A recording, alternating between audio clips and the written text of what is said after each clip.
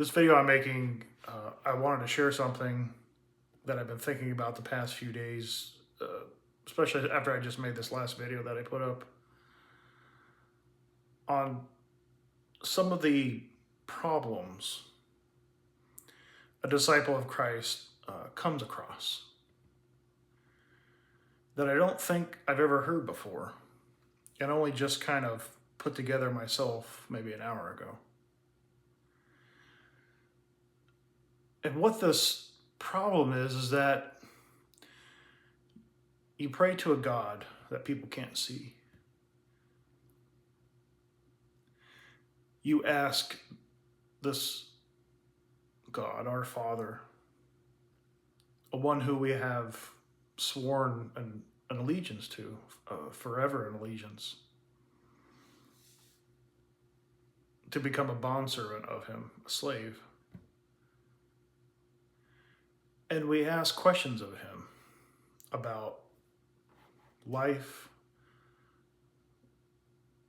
about the Bible in this case, the New Testament. You ask him, what does this mean? What is this saying? Is this saying something to me? And the problem that comes with this is that you get answers. And the answers you get are answers that I don't think a lot of people are aware of. And as you can see, even as I'm talking, I'm kind of developing what I've been thinking. I never rehearse anything. But what we experience as a disciple of Christ, in the case of for myself in the past few days, is I have asked and been answered questions that people don't even know exists, or it doesn't appear that they exist. This James Tabor person that I'm referring to, as far as I can tell, is the person that could answer these questions, that you could at least talk to, is at a level that you could actually talk to about these things. And he doesn't even see it. Now, that doesn't answer the question, and that's putting words into his mouth. But that's certainly his answer to it. To me, anyway. And I've never heard him speak about it in the way that I'm speaking about it. So the problem is, this is the problem. You live in a world that doesn't understand the answers to the question that God gives you. Because God doesn't give you knowledge. That's not what this is for. It's not for you to, if you remember from the Gospels, and it escapes me still, I was thinking about that this morning, and the other day when the apostles are sent out and they said, we have power. Do you remember this? And they were amazed by this power, and Christ said, don't be amazed by the power. Be amazed at what you are doing because of the power that has been bestowed upon you. So basically, don't get high, because you ain't doing it. God's doing it through you. So it's not you. And the answers that I give and what I'm giving you doesn't come from me. It comes from the questions that I've been asking God for the past 4 years. And the answers that I get can't be understood by the most intelligent, one of the most intelligent New Testament, Old Testament professors. I mean, someone that actually should know, and I think still does know, but they just don't see it. And what we get from God is not knowledge. What he has is knowledge. But these people, these professors, your preacher that went to the seminary schools and the theological institutions, what they have is knowledge, learned knowledge, knowledge that has been jammed down their throats. And they don't know what it means. The only way they know what it means is because when they look at a verse, they have to think about what they've been told in order to understand that verse. You see, we don't have to do that, disciples. We can just read it for what it is. We don't have to learn a system. We don't have to be brainwashed and coerced into seeing it a certain way. If we don't understand, we can just ask. We can ask the person who created it.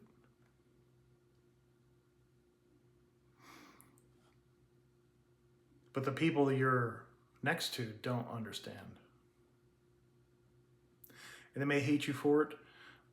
I haven't really been told, but I've known of the experiences where somebody's reading and maybe they share that with someone else, and that usually an elder kind of laughs and says, wow, they always do this backhanded compliment, I noticed, when it comes to this church crowd, this, boy, you got a wild imagination. They're making fun of you.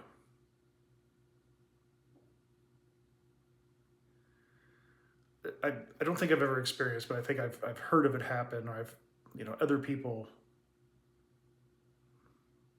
have said that in my presence. I can't remember, but I've witnessed it before. If this happens to you, don't worry about it, because usually the person that's telling you is a moron. The only thing they know is what they've been taught. And what they've been taught is stupid. They don't know. They created it themselves, and it evolved and transformed into what it is today over time. They have knowledge. But God doesn't give you knowledge in his answers to you. What he gives you is understanding. That's what I've been given. Understanding. To know what it means for myself in order to see what I need to see.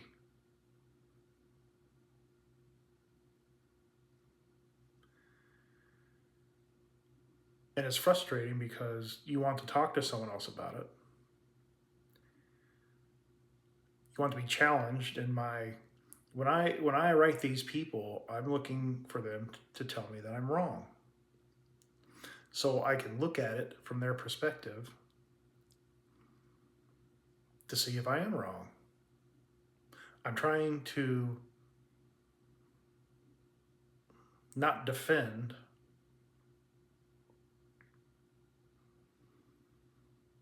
to test what I've learned. And I can't. And then I thought about way before that maybe I'm doubting what God says. And I don't think that I am. That's not the purpose. The purpose is to simply show them the understanding that I have, how I understand it, and how would they go about, what's the word, not defaming, but how would they tell me that I'm wrong? How would someone like James Tabor say, you're wrong about that? This is why. Isaiah 5:32, whatever, something, anything, anything, to be honest with you. But I get none of that. Not even close. I have never, ever reached a point, even in Bart Ehrman's blog, where you can get anywhere near any sort of on the same level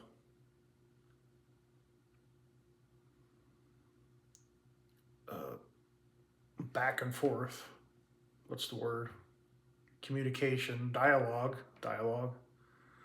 of what I'm talking about. They just don't know. And it's not that they don't care. Oh, Cody, you're crazy. And I'm sure that has a lot to do with it. Because who am I? And that's the other thing you and I have to remember is even though we are, or we say we are, because I've heard many times people say, oh, the Spirit told me about the rapture. The Spirit told you about the rapture? Because there's no such thing as the rapture, kid. But how am I any different? I'm saying the same exact thing. I'm saying I'm asking God, and an invisible man gave me an answer to something that they can't even begin to understand what you're telling them. That's what it's like to be a disciple of Christ. If you're praying and you're asking these questions, you're going to get answers that people don't even know what you're talking about. I could go to someone and say, how is the rapture real? And they could tell me. And I could go up to someone else like a James Tabor and who knows a lot. And in this instance, I could say, James, why isn't the rapture real? And he's even made videos about it. This is why it's not real. This is why it doesn't even fit inside the canon of chronological events of the Old Testament or the New Testament. And he could do it quite well. He has videos on it. Check it out. But you ask him, why is the New Jerusalem and the Jerusalem of Revelation 21 and 22 different? Why does even one say New Jerusalem, the other one doesn't say New Jerusalem? It just says Jerusalem. Why is that? Can't answer it. Can't even begin to answer it. Doesn't even go there. So that's the thing. Does he just not care at all? Which I think is probably a very acceptable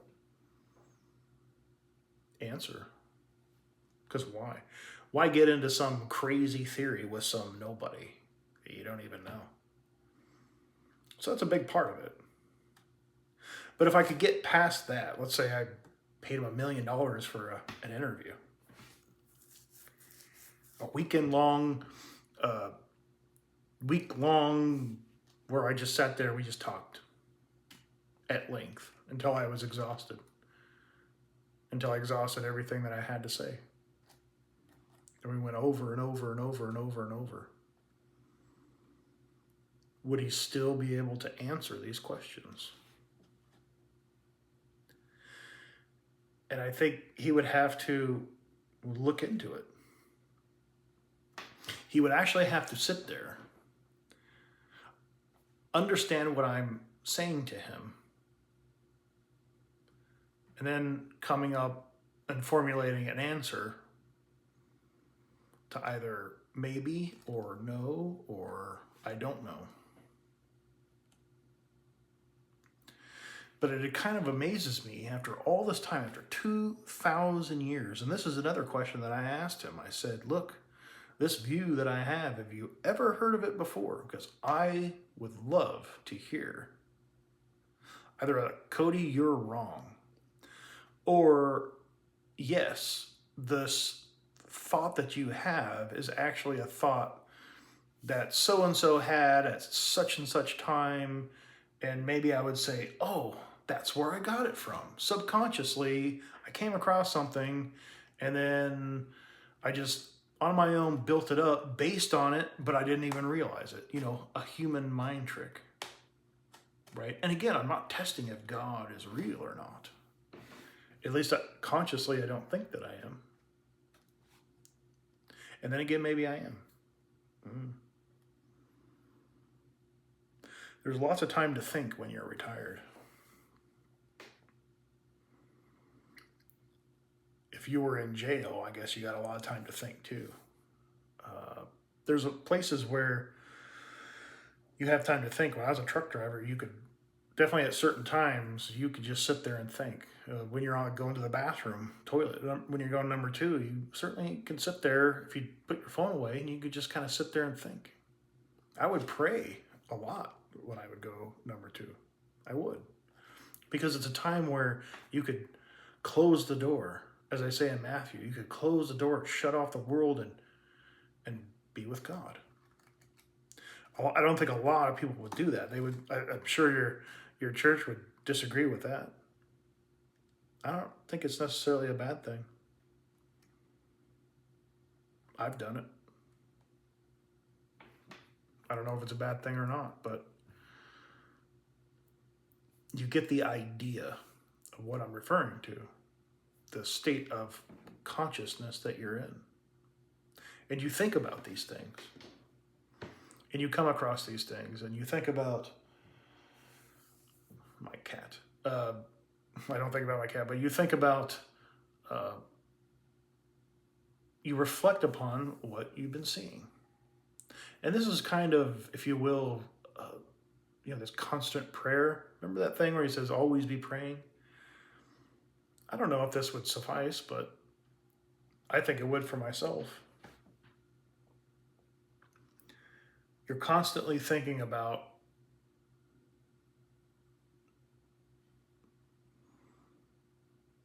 the possibilities. That's not a great term for it, but when you read, you're trying to figure out what it's saying.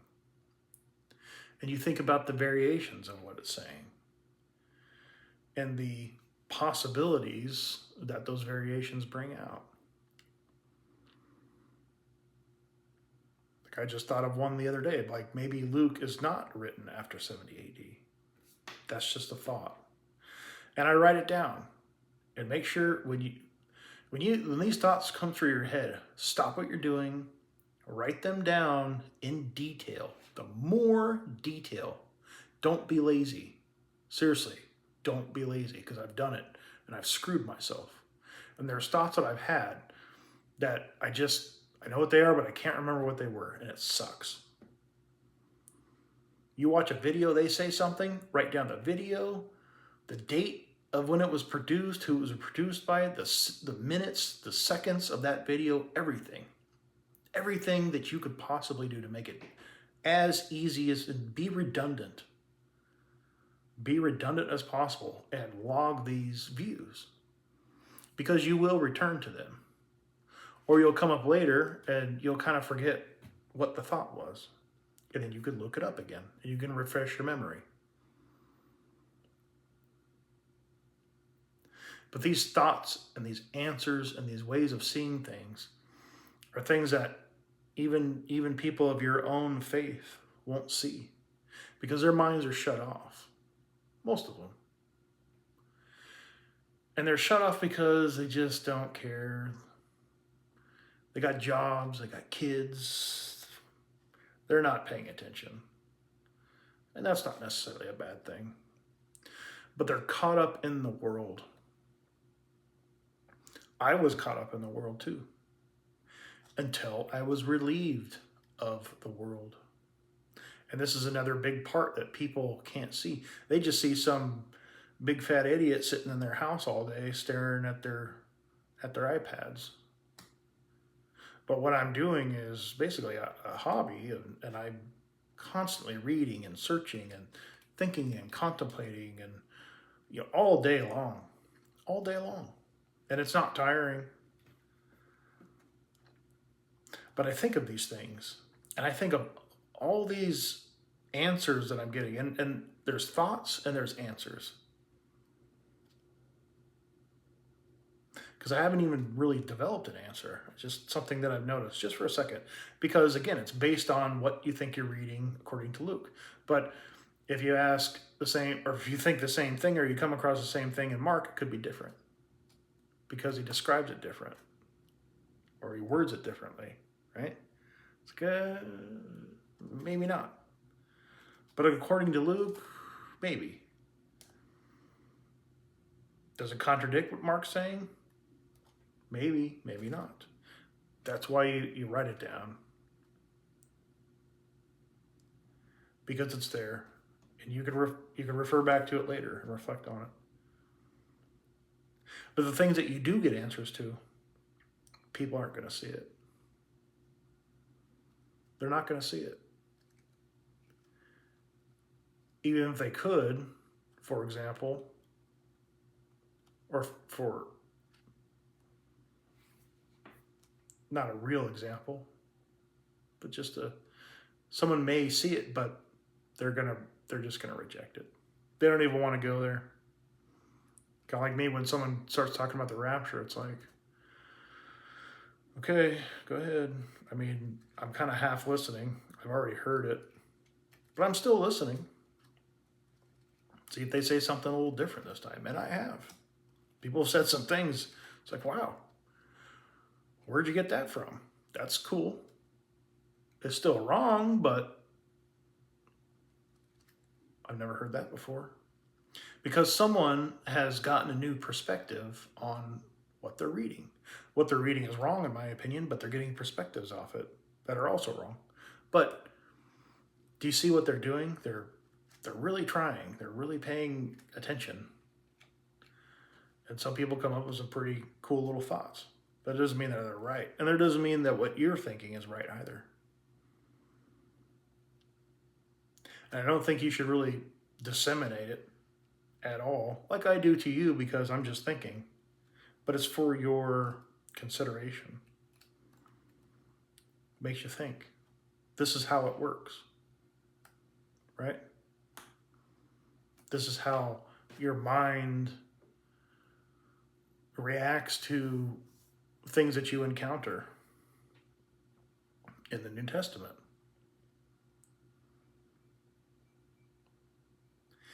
But it is difficult once you get these answers that are, and that's the other thing.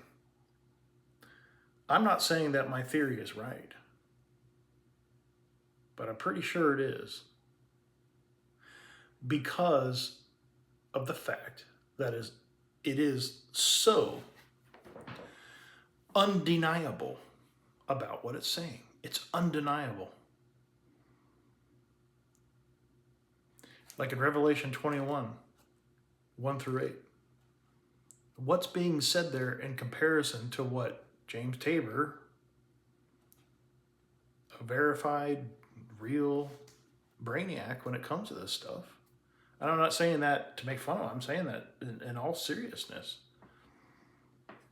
He's a scholar in it. Can't see it. Either he doesn't even want to go there at all because he doesn't see it, or he just, either way, he just can't see it.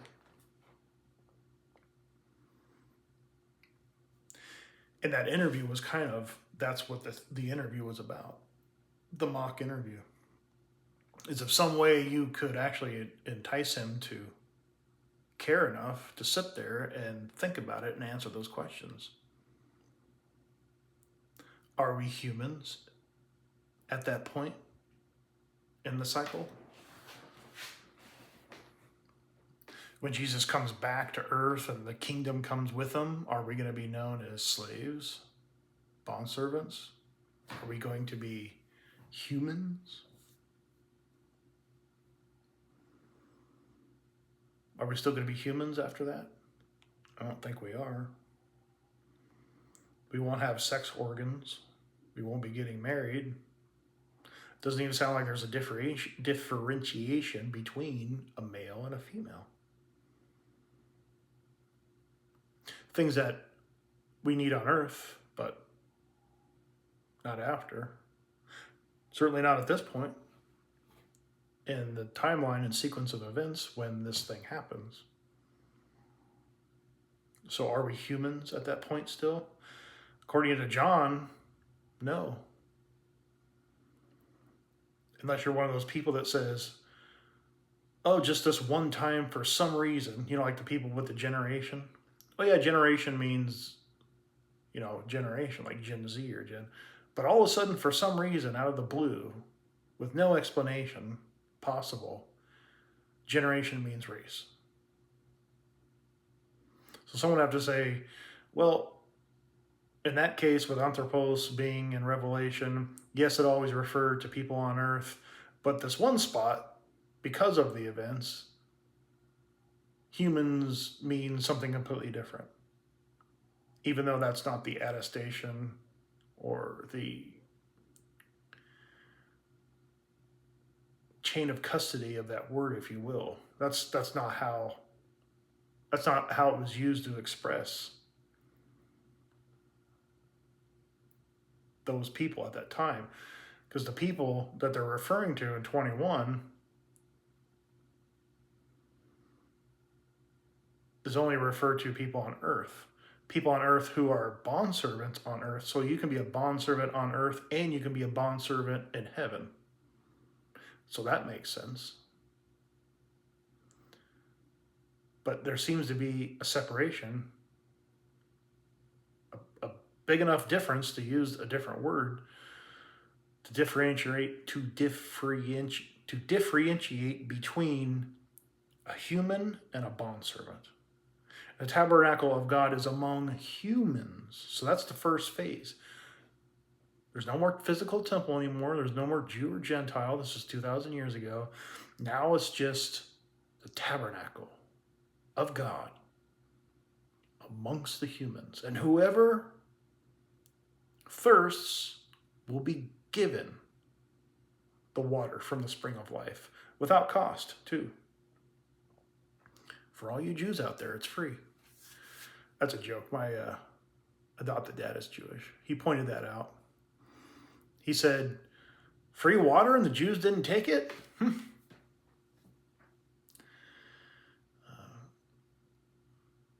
I developed another joke about Jesus. I was going to do it, but, proof that Jesus was a Jew. He was in Jerusalem and he walked back to wherever, 3 miles away, and stayed overnight somewhere else just to save money on a hotel room. That proves that Jesus was Jewish. I told him that. That was pretty funny. I had to develop it a little bit more to make it an actual joke, but I'm not a joke teller. But a little comedy segment there. But I can do it because since I'm adopted by a Jew, that makes me a Jew. So I can say Jew stuff and not get in trouble for it.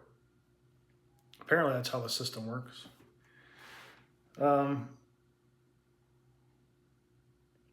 Like, I was actually shocked. I was shocked by the people, the Christians that I encountered, and I encountered a lot of them, that rejected me and in a way persecuted me for what I was saying, for what I understood the Bible to be saying. It was a shock. And that's why I say to you Christians out there, my thought was, well, when I become a Christian, everyone's going to hate me. Because I'm a Christian. The atheists, the Muslims, the world. Everyone's going to hate me. But I'm a part of the biggest religion in the world, so what are they going to do, right? Well, it turns out the biggest religion in the world that you're a part of is the one that hates you. They have become these Pharisees. They have become the Pharisees. Then they hate your guts. Why? Because, just like in John 3, what is done in the darkness, when light is shown on it, they hate that light because it shows what they're doing. It shows their evilness and what they're doing. And that's what Jesus did in John 3. When he came, he brought that light and he brought judgment right then and there to those people. And that's why they hated him. That's why they killed him. If Jesus came back right now, it'd be the Christians that killed him. It would be the Pope. It would be these major organization leaders. They would want him dead. They would kill him. They probably wouldn't crucify him, but they would probably, I don't know, plant child pornography on his phone or something. I have no idea. But they would crucify him. Metaphorically, they would. They would find out a way. They would do the same thing to me but they'll never know who I am. No one will ever know who I am. Look at my subscribers. I don't even know how, was it like 40 or something? It was like up to 50 and then 40 and then, it goes back and forth. And I think that's funny because I'll put out a video, I'll say something and then I'll lose subscribers, but then I'll get more back, which is kind of weird because I'm not appealing to anybody, but you can see people's reactions. And I've thought about that, but I'm not here to appease anyone. I'm here to, let's open up the Bible, boom, boom, boom. This is what it says. This is the range of meaning. These are the words that they use. But you see how people hate it. There's actually something I can look at where I can see thumbs, you can go like a thumbs up, thumbs down. There's a lot of people who do the thumbs down thing. Quite a bit. It's well over 50%. It doesn't show it though. I wish it did. And I think, algorithm, someone was telling me, or I heard from some other video. Yeah, they weren't telling me. I heard from another video that when people do the thumbs down, it doesn't spread as much or something like that. Algorithm something. So anyways, but it's fine because it doesn't matter. I'm not here to get likes or subscribers or really have anyone to pay attention to what I'm saying. What this is for is I'm detailing as best as I can what I'm going through. And you too, already, or you're getting ready to, or maybe one day you will, but you should be able to do the same thing as I'm doing. The exact same thing. You should be able to detail for yourself what is happening. But I am detailing what has been happening and sharing it with you. Because I do not see on the internet, on YouTube, a group where I would fit into. And I think about the group that I would fit into. We're all supposed to be Christians. We're all supposed to be disciples. We're all, right? It's one Bible. If you're in Greece, it's not any different for you than if you were here. It's the same thing. In Japan. That's why some of these people come up with these translations where if you live in Greece, it's different than if you were an English-speaking person somewhere else. All of a sudden, the rules are different for you. The kingdom of God works differently somehow. That's a bunch of nonsense because it doesn't work that way. It's the same for everybody. But on this entire planet, I didn't see anything about what I was experiencing. I don't know of any academic, and I'm saying this, James Tabor guy is it. As far as I can tell, he's it. If anyone can explain this stuff, if anyone can go through this stuff with somebody, with me, it would be him. And it doesn't seem like he's willing to even go there. It's just, this is where it ends, and that's it. That's it, kid. And that's tough. Because you would like to talk to someone about it. I would like to challenge it. Because, again, when people challenge you, for me, it helps me and motivates me to focus in on what we're talking about and go through the information. Is he right? Am I wrong? Are we both wrong? What is it? What are the range? It could be this, or this. But this contradicts that. But that doesn't contradict this. But there's no evidence of it. And you have all these different variations. And you just write it down. And this is your conclusion. And then that's it. So really, you kind of don't even get an answer. Because even if I did ask him this stuff, I'm sure he wouldn't disagree with me. I'm sure he would not agree with me. If I was able to sit here for days on end and show him every little thing in detail of it, would he see it? Would he even see? Would he even comprehend what I'm saying? I mean, it's right there. I'm not reading a different. I know I'm reading probably a different version of him. I read the NRSV. I've read the RSV.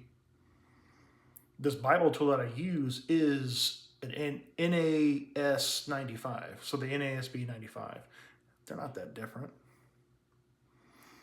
And I like the NASB because it's kind of neutral. It's kind of in the center. And I think it's more fair to you, the viewer. And what that means exactly is there's a Textus Receptus versions, which is like the King James. And then there's kind of this, and I forget what it's called, the other versions.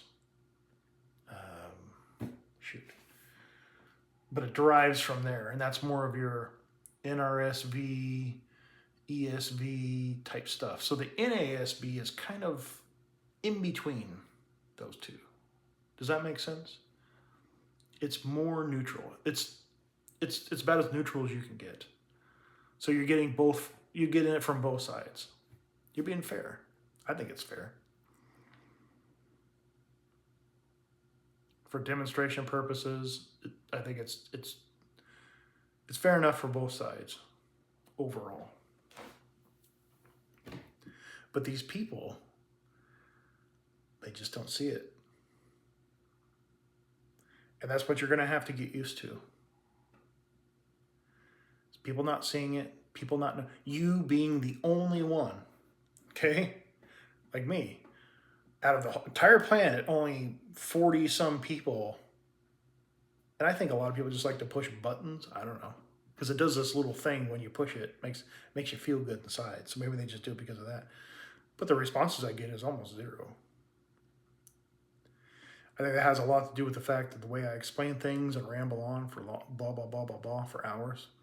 So people tend to stop listening after a while. But that's good.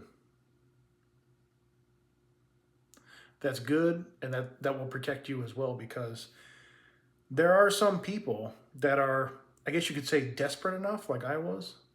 And I still kind of am in some ways. I'm desperate enough to sit here and listen to what someone else has to say so I can evaluate it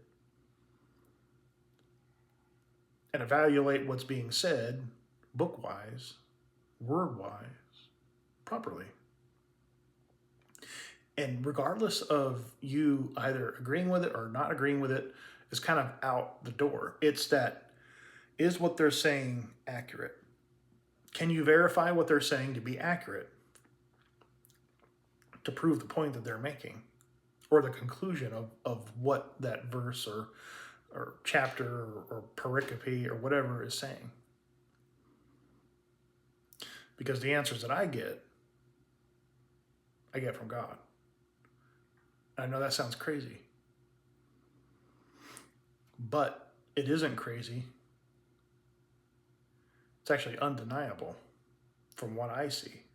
And when I try to express what I'm seeing, it doesn't work. But how many videos do I have where I actually sit here and I go through it and blah, blah, blah, this is this, and Anthropos and all that. People can't even see it. They don't even bother. And that's what's at work here. Forces that don't exist on this planet. Today, Matthew 3, or John 3, Jesus said, how can you believe heavenly things when you don't even believe earthly things?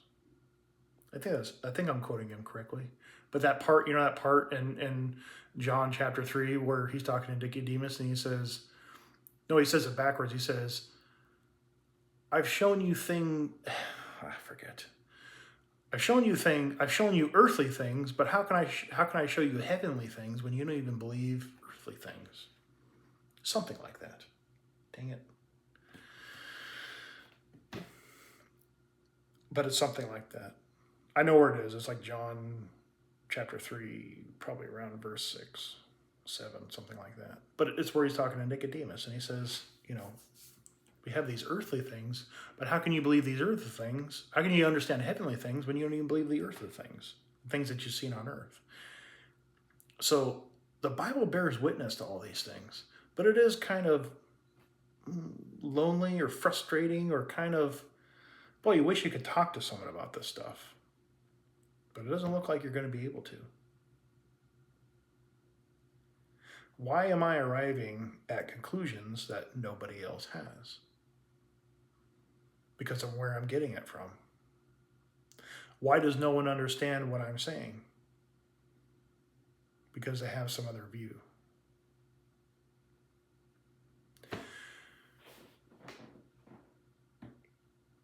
James Tabor wrote, I had a presupposition and an apologist view, and he's just making an assumption. 99.99999% he would be right. But in this case, he's wrong. And he's wrong because I didn't learn it from a system. If anything, I learned it from him. My presuppositions came from him, based off of his work. You can still be right by that statement, but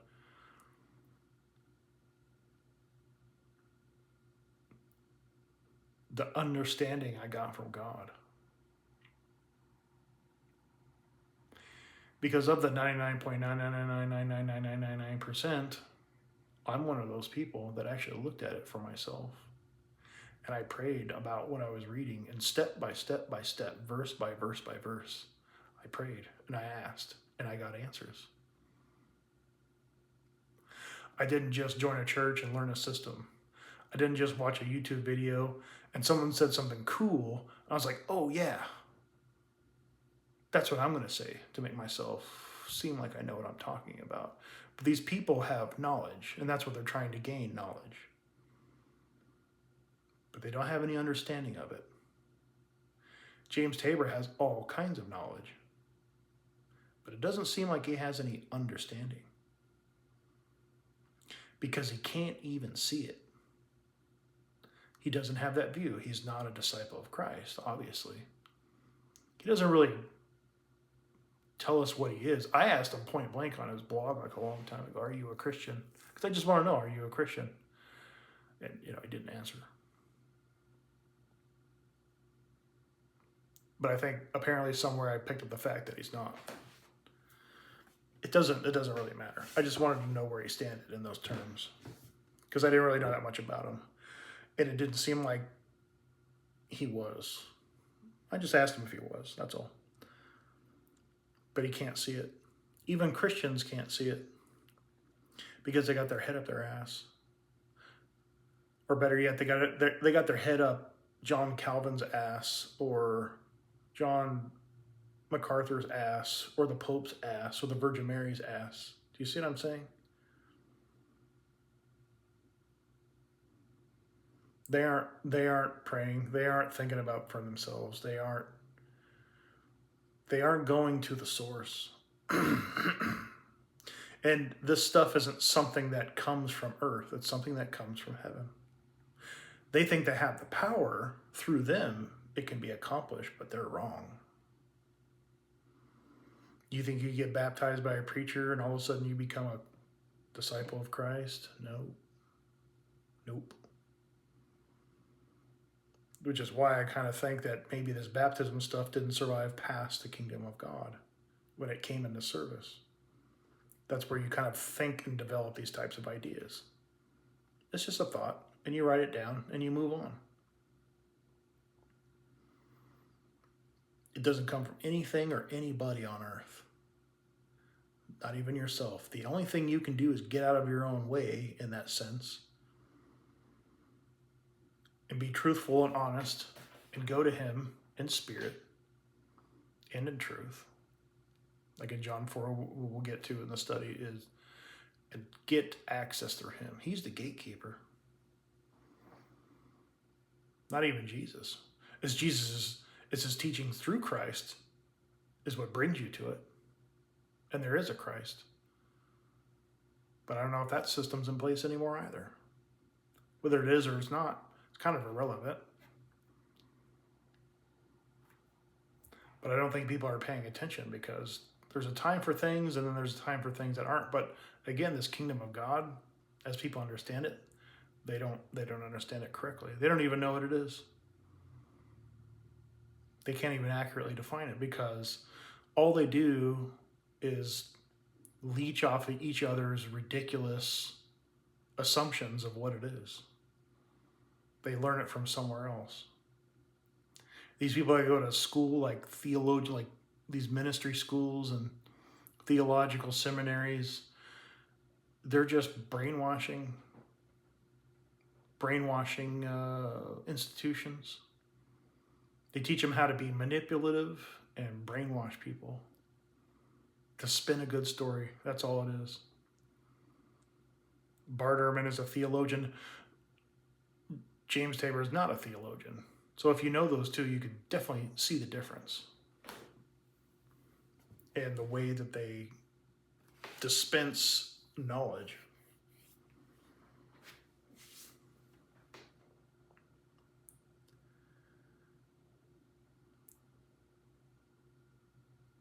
Get ready for the world to reject you.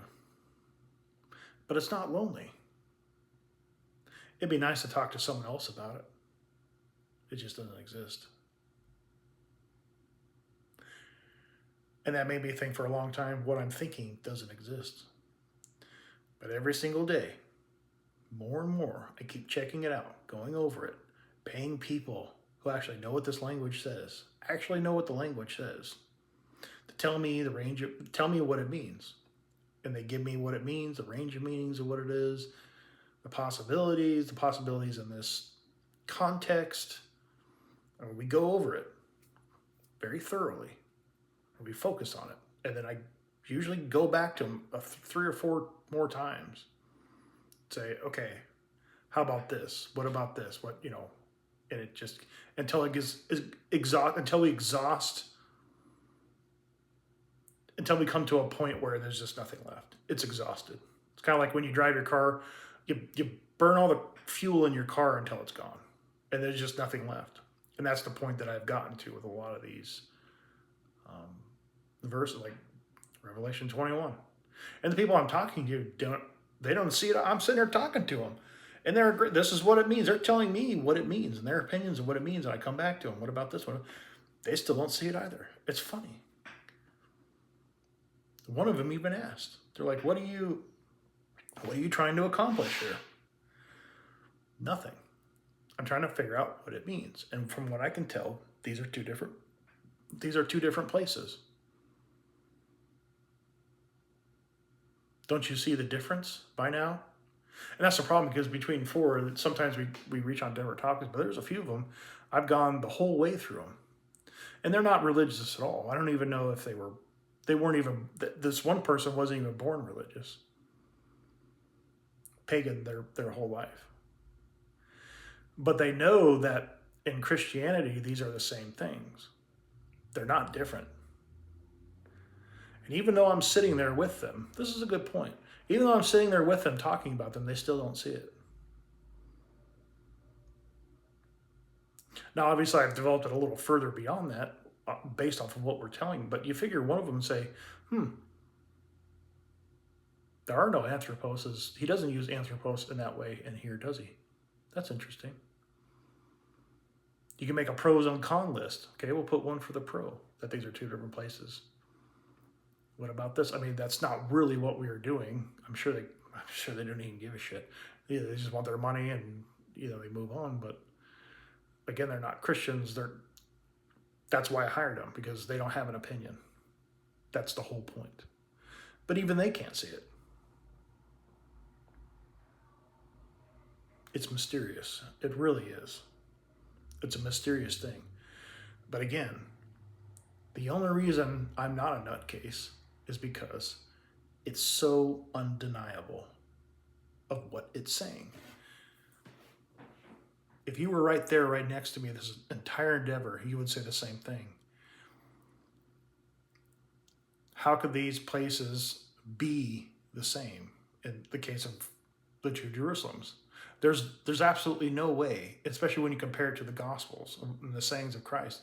There's absolutely no way that these places could be the two same, could be the same place.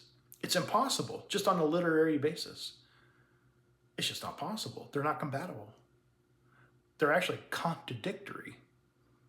They're not contradictory in their own function. They're contradictory if you said both of them are the same place. They work hand in hand, they work in conjunction with each other, but they're not the same thing and they're not in the same place. Maybe they're around the same place.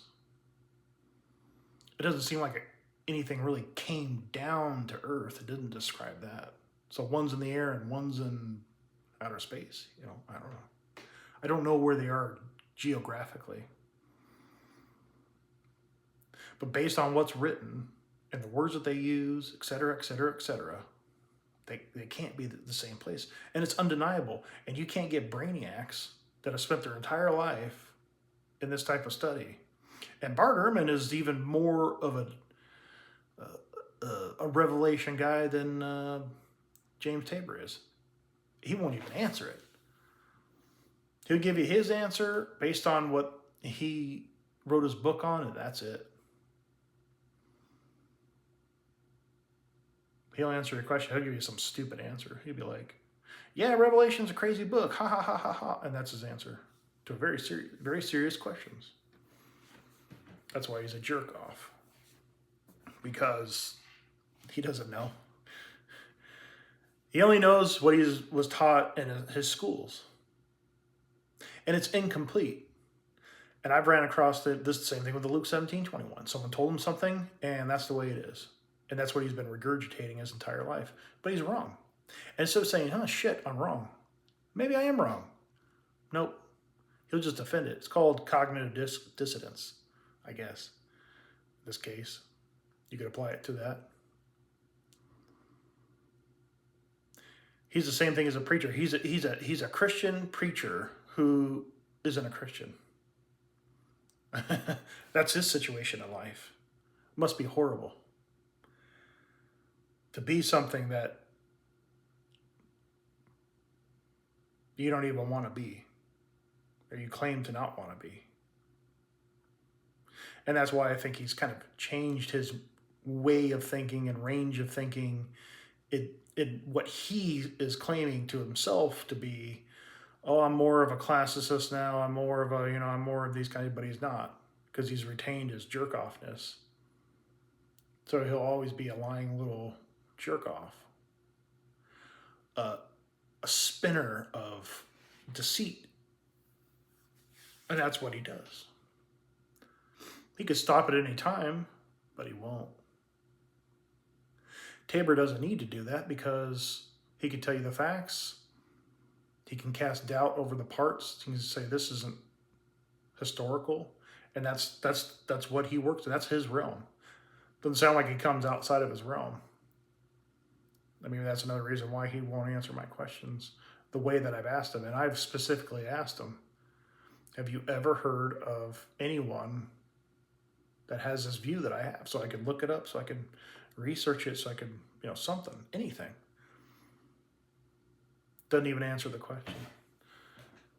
Because if it did exist, I think you would know about it and be able to refer me to it.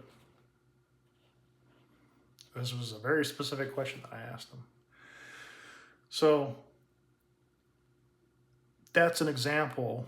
This is just a slice. This experience that I'm going through right now, that you probably already experienced yourself, but something that I'm going through in a different way. I've gone through it numerous times with different verses and different chapters, but even something like this, even trying to retain as best as I can somebody who should know this stuff, and to try to converse with them and answer the questions, and I get nothing. But what could I possibly expect? Also, based on who I am. I mean, what do you expect? He doesn't know who I am. He's not just going to get up and fly out here and be at my beckoning call. And I'm not expecting that either. It's even kind of ridiculous for me to expect any sort of same like interview style exchange of words. If I knew that he would take money for an interview, I would do that. If he would be agreeable to it. Again, if he wanted to talk about this stuff. If he wanted to talk about this stuff, I would pay him. Was it cost like $1,000, $5,000 for an hour? I don't know what it is. I don't know what they charge. I think Bart Ehrman charges like $5,000 for an interview. I watched him on the Danny Jones show, I think. So he came in for a couple hour interview. You know, that's what we saw. I think he gets like $5,000 for something like that. So, you know, I could do that. I'm capable of doing that. And I would, because I would ask him let's talk about this stuff, but could he even discuss it with me? And I don't think that he can. I don't think anyone can, because they just don't see it. And I got very, very excited when that Paul, when we were talking, and he said, yeah, I saw that. I was intrigued. That's the word he used. He was like, I saw that. And yes, I saw that. And he was looking at a book, and he's like, I was intrigued by that. So he saw something. I was like, he sees something. My prayer has been answered. Finally on the right track here. I'm going to be able to talk to someone who actually knows. But according to him, he didn't even remember it. Doesn't even recall that. And that's understandable. But you figure this question that I asked him again of it, on top of asking the question, still didn't bring it up. And he thought that he had it before. So, long story short, it may seem lonely, but it's not lonely out here, because the fact that you're a part of something fills you. I'm by myself quite a bit. My wife goes to work. She likes to help out friends at their restaurants. So for her to get out of the house and do that, that's fun for her, but she doesn't have to work. And my fun is reading and studying and doing now making these videos, which I don't necessarily like, but I would like to share it. I think it's valuable information that it exists. So this video exists now. So if someone were to come across it, maybe it would help them out, maybe it won't. But maybe it will. Maybe something I'm saying, maybe something I'm leading to. I've been asking the same questions, and guess what? I got the same exact answers. And my understanding is similar to yours. It's being developed. This is where I'm at. I need to understand these words better. And I can't pay thousands and thousands of dollars to hire consultants like you have, so the work's done for you. Things like that. God will move mountains for just one. That's one thing. I think in this world, it is so, and that's what I've tried to become, something precious to him, but in a way that, not that I'm not discounting anyone else's preciousness to him.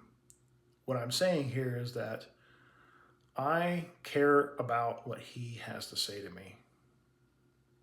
And that's all I care about. And I don't care about anyone else's opinion of it. I like to hear it, but I'm not going to be trained or brainwashed institutionally.